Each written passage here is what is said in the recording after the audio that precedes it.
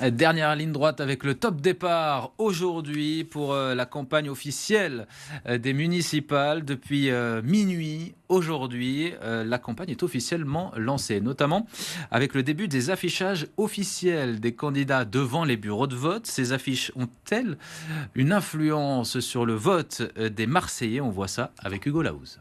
Si vous vous êtes déplacé dans les rues de Marseille, vous avez sans doute déjà vu plusieurs panneaux comme ceux qui se trouvent juste derrière moi. Alors ces derniers, ils sont placés devant les différents bureaux de vote des arrondissements de la ville et leur réglementation est bien précise. Tout d'abord, ils sont réservés à l'affichage électoral, donc seuls les candidats officiels sont autorisés à s'en servir. Ensuite, ils sont, comme vous pouvez le constater, numérotés. Alors ces numéros, ils représentent des emplacements pour les affiches. Ils ont été attribués via un tirage au sort par la préfecture des Bouches-du-Rhône. Un affichage massif qui impacte peu le vote des Marseillais que nous avons croisés dans la rue. Pour eux, ces affiches ne servent pas à grand-chose et génèrent surtout de la pollution à cause des papiers arrachés, comme c'est le cas des affiches juste derrière moi, collées il y a quelques minutes, puis arrachées dans la foulée.